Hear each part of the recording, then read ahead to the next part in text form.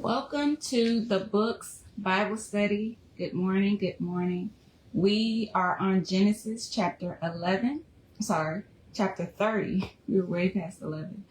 We're in Genesis chapter 30, well past the halfway point. So hopefully if you were behind, you have caught up with us. If not, please go back and watch. So here we are, verse 1, Genesis chapter 30. Now when Rachel saw that she bore Jacob no children, Rachel envied her sister and said to Jacob, "Give me children or else I die." So envy is not a light emotion. It means that you have strong desires for what someone else has to the point of bitterness and even hatred, right? So her envy is tied to her worth in a culture where women who did not have children were looked upon as less than, right? And then also these women wanted to participate, of course, in the blessings of Abraham, right? For him to be a great nation. So Leah wants the affection from Jacob and Rachel wants the children. So they each have something that the other wants, right? So verse 2 says, "And Jacob's anger was aroused against Rachel, and he said, 'Am I in the place of God, who has withheld from you the fruit of your womb?'" Verse 3, so she said, "Here is my maid Bilhah. Go into her, and she will bear a child on my knees, that I also may have children by her." So this is Sarah Jr., I guess, being impatient, making moves before God had a chance to do it, right? Verse 4. So then she gave him Bilhah, her maid, as wife, and Jacob went into her. Verse 5.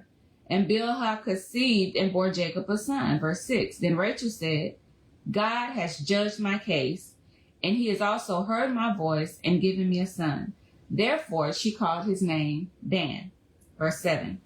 And Rachel's maid Bilhah conceived again and bore Jacob a second son. Verse 8.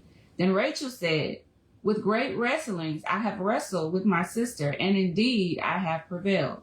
So she called his name Naphtali. Now they're in a contest of who can have the most children now. Verse 9. So when Leah saw that she had stopped bearing, because remember last chapter, after she had Judah, she didn't have any more children. So when Leah saw that she had stopped bearing, she took Zilpah, her maid, and gave her to Jacob as wife.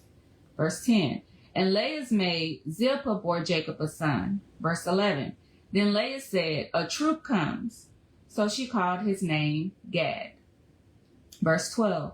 And Leah's maid Zilpah bore Jacob a second son. Verse 13. Then Leah said, "I am happy, for the daughters will call me blessed." So she called his name Asher.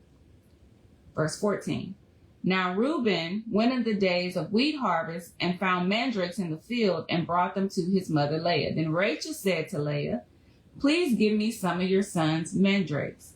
So the reason that Rachel wanted these berries, these mandrakes, were because they were said to help with conception, like an aphrodisiac. But remember what Jacob said in verse 2. He said, "It is God who opens and closes the womb." So now Rachel wants these berries to help her conceive. Verse 15. But she said to her, is it a small matter that you have taken away my husband? Would you take away my son's mandrakes also? And Rachel said, "Therefore he will lie with you tonight for your son's mandrake." So Jacob gets sold for some berries. Okay, verse 16.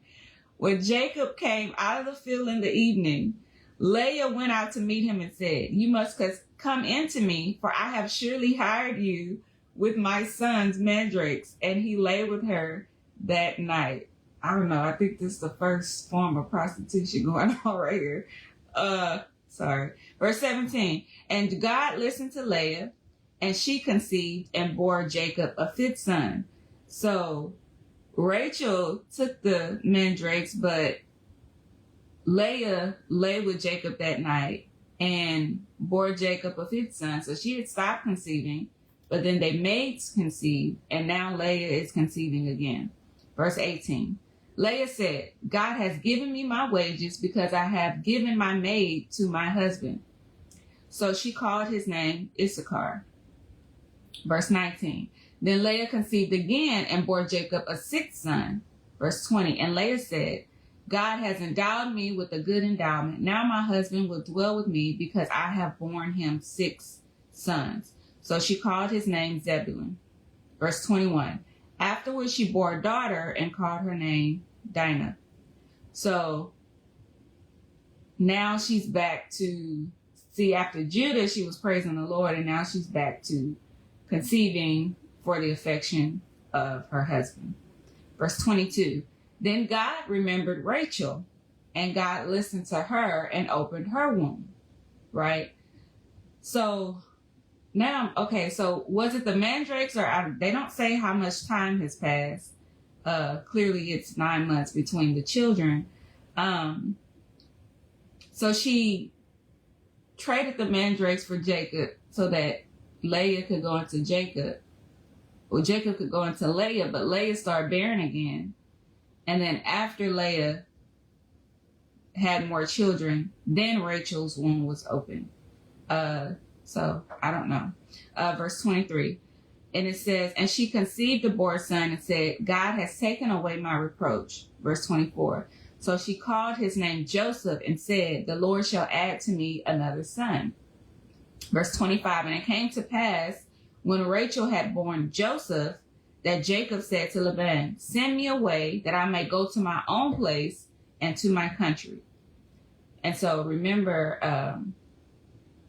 I think it was chapter 28 where Jacob told the Lord, like, as long as you're my Lord, as long as you bring me back to my land, you know, you will be my Lord. So now Jacob has been there a while. He has wives, children. So he says to Laban, send me away that I may go to my own place and to my own country. Verse 26. He says, give me my wives and my children for whom I have served you, and let me go. For you know my service which I have done for you.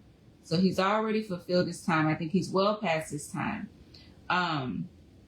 So all of these children that he had, he was still working for Laban.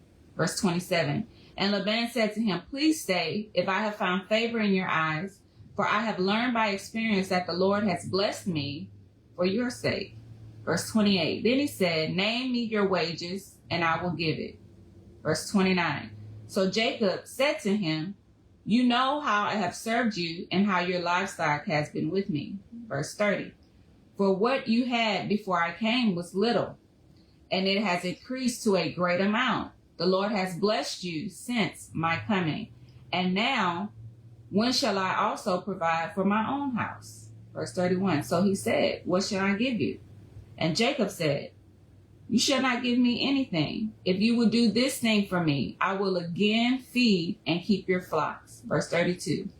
He says, let me pass through all your flock today, removing from there all the speckled and spotted sheep, all the brown ones among the lambs, and the spotted and speckled among the goats, and these shall be my wages.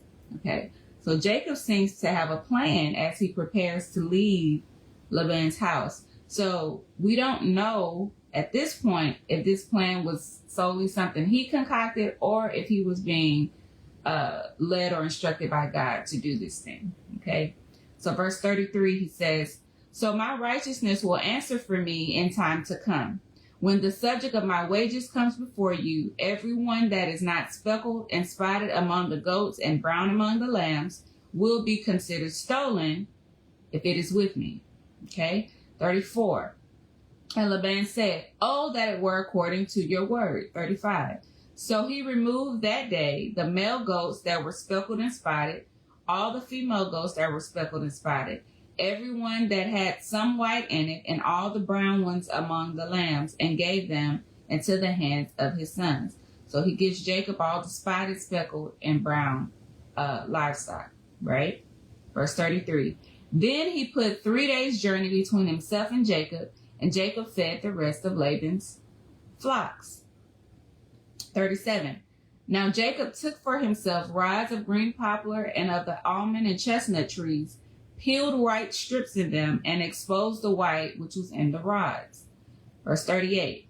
And the rods which he had peeled, he set before the flocks in the gutters and the watering troughs where the flocks came to drink, so that they should conceive when they came to drink. So these rods that Jacob had peeled apparently caused the flocks to be interested in conception when they came to drink. So again, we don't know if this is knowledge that he'd already observed from working with these animals, or if this is knowledge that God, or knowledge or wisdom that God has given him, so that he could cause these spotted and speckled ones to produce, right?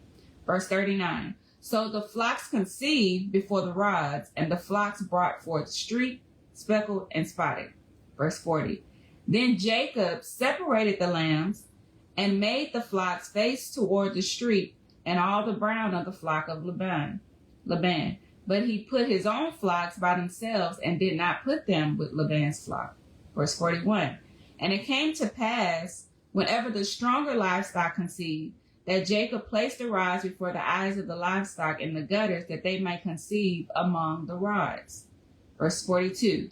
But when the flocks were feeble, he did not put them in. So the feebler were Laban's, and the stronger were Jacob's. Verse 43. Thus the man became exceedingly prosperous, and had large flocks, female and male servants, and camels and donkeys. So Jacob is a patient man, right? He is willing to wait. He is willing to work. He's willing to plan to see a thing through, right? To get what he wants. We already see what he did for Rachel, right? And he's still working for her father, but on his way out, he's making sure that he has what he needs to take care of his wives and his children, right? So he's coming out of this thing more prosperous than he was when he went in. But it doesn't really say that he went with servants and all of that when he left his parents' house to flee Esau, because Esau wanted to kill him, for taking his blessing. So this is Jacob's journey with Rachel and his children, which we will find out later, that these are the 12 tribes of Israel, right? Of course, it's the promised seed. So let's keep up with what's going on in Jacob's life.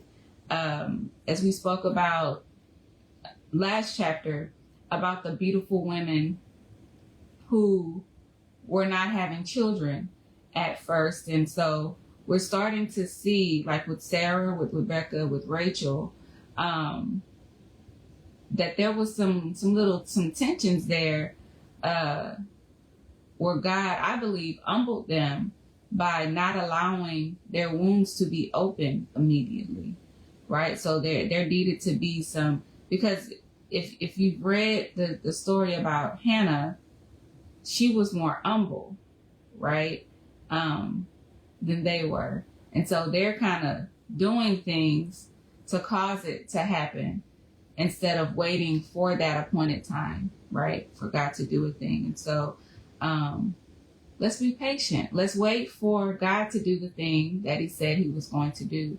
And then also making sure that we are not mistreating people until that time happens, right? So if there's a thing that you want that you have not been given yet, be patient. There may be some humbling that you need to do. So let's wait on the will of God to come forth in our lives. And so we will continue with chapter 31 between now and 7 p.m. Go ahead, catch up on the chapters that you missed so you can know who we're talking about, where they come from, right? Where they're going, what God has said, what he's fulfilling. All of these stories are important. All of these places are important. How their lives play out is important. And another thing that we said was how each chapter should bring a measure of revelation to you about yourself, about your own situations, right? So we're not just reading it for historical purposes, We're reading it, number one, to find out God's character, to find out what he will do, what he won't do, because some things we think God won't do, but it's absolutely him working in it, right? And then also realizing that nothing's going to stop his plan. So if he says, you know, your nation will be great, okay, just because you create an Ishmael doesn't mean you get the blessings. Yes, you'll have many, Ishmael had 12 princes, right? They had their own nations, but the blessings of prosperity and things like that, the covenant with God was with Isaac. And we see with Jacob, he's a little trickster, but that doesn't, God's word still is going to go forth whether or not human manipulation is involved or not, right? So you can try to manipulate it, try to fix the system, but God's word still will come to pass. So it may not be you he used, but he'll use somebody from your lineage, right? Somebody's willing to do the will of God. And so we want to be the ones that is found doing his will, right? So that we can see the promise. We don't want to leave this earth without seeing the promises of God, because the things that he promises us here, they're not for heaven, right? There's just worship all the time for him in heaven. There's nobody we need to save in heaven. There's nobody that needs to see his glory in heaven. We need to do that here, right? So the promises that he makes for us is for us to receive here, okay? Once we get to the eternal place, he's getting all the glory, all the honor. That's eternal, right? Here, we're trying to get people to make the decision to spend eternity with him, right? So all of those promises that he's given us, we want to see them fulfilled. We don't want to die not seeing the promises of God fulfilled in our lives and the lives of people that are influenced by us. So God bless you all, and I will see you all for chapter 31. God bless.